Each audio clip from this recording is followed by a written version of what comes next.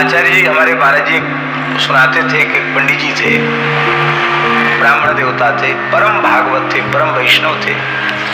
घर में श्री युगल प्रियालाल विराजते थे। अष्टयाम सेवा थी, पर ब्राह्मण दंपति थे अकिंचन, कुछ नहीं था उनके। तो बस पद गा लेते, भाव मानसी में कर लेते और सेवा पूजा में तो वही रूखा सूखा।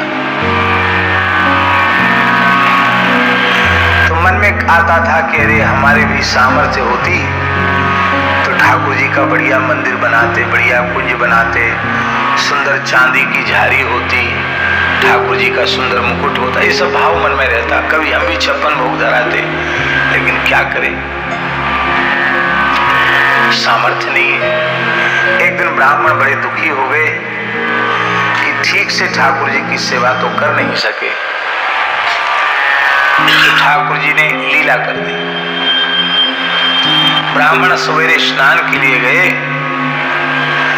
तो उसी समय पीपल पर से आवाज आई,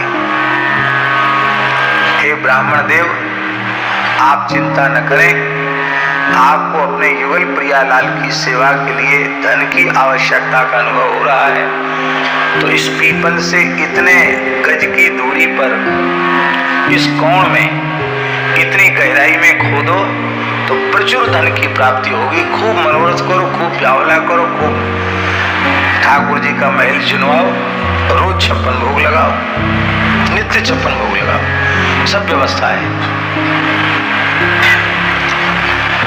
पर एक बात है,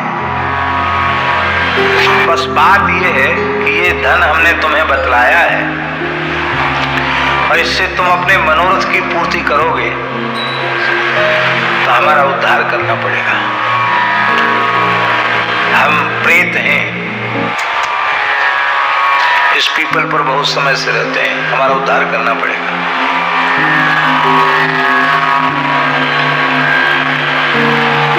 तो कैसे उद्धार होगा तुम्हारा? हम तो कुछ जानते नहीं, कैसे होगा उद्धार?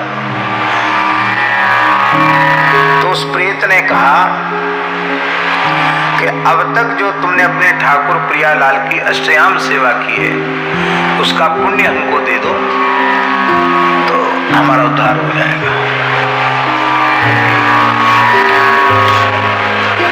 ब्राह्मण ने कहा कि अभी तक की जो हमारी सेवा है, जो अब तक आपने अष्टयाम सेवा की है युगल प्रियालाल की, उस अष्टयाम सेवा का पुण्य यदि हमें प्रदान करो तो हमारा उद्धार हो जाएगा।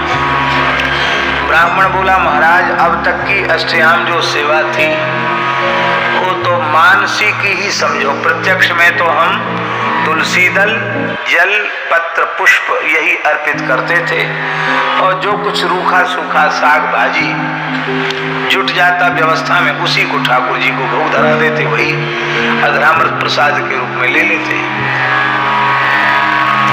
तो अभी तक तो हमने अपने मन की जो साध है वह पूरी ही नहीं कर पाई।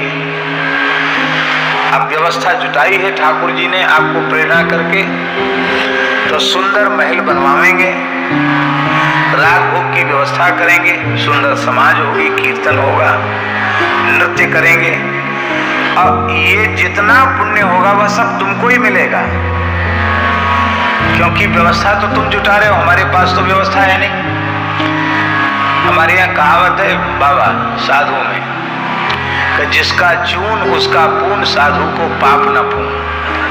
पुराने संतों की कहावत है, जिसका चून उसका पून और साधु को पाप न पून। तो सब तो तुमको ही मिलेगा, राग भोग की सारी व्यवस्था तुम्हारे द्वारा हो रही है। वह बोला नहीं, सारी व्यवस्था जुटने के बाद का पुण्य हमको नहीं चाहिए, हमको तो अब तक जो सेवा की है उसका पुण्य दो। ब्राह्मण समझने लगे कि इसका मतलब ये अकिंचन भाव की सेवा की महिमा अधिक है। बोले भाई पूरा तो नहीं दिया जा सकता, तो 1 वर्ष का दे दो, 1 वर्ष का भी नहीं दे सकते, 1 महीने का दे दो पुण्य नहीं दे सकते, 1 अहोरात्र का दे दो, 1 अष्टयाम का पुण्य दे दो नहीं दे सकते।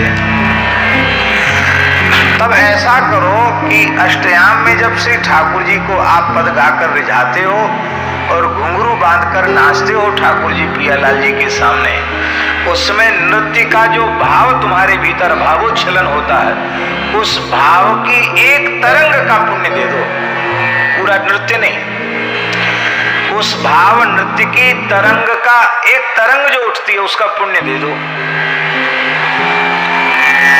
ब्राह्मण बोला महाराज उस नृत्य में क्या धरा है, 1 से 1 नर्तक और नर्तिकाएं हम बुलावेंगे और वो सब आप ठाकुर जी के सामने नाचेंगे, सारा पुण्य तुमको मिलेगा।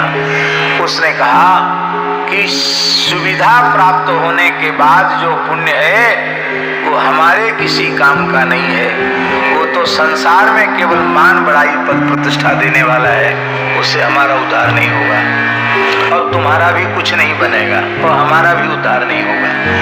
इसलिए अब तक अकिंचन भाव में जो तुमने सेवा की है वो पुण्य हमको दो। ब्राह्मण ने कहा भैया तू यही प्रेम से निवास कर, हम अपने युगल प्रियालाल से प्रार्थना करते कि तेरा कल्याण करें, तेरा उद्धार करें। हमको अकिंचन भाव की ही सेवा करनी है, हमको जहां धन पड़ा है पड़ा रहे, तो हमको धन की आवश्यकता नहीं है। और आकर के ब्राह्मण ने अपने ठाकुर जी का श्रृंगार किया और घुंघरू बांधकर अपनी गृहिणी के सहित नृत्य किया, रोने लगा, प्रभु आज आपने घोर अनर्थ से बचा लिया, क्योंकि परम अकिंचन प्रिय हरि केरे ताते कहीं संत श्रुति चेरे, आपने हमारी अकिंचनता की सुरक्षा कर ली।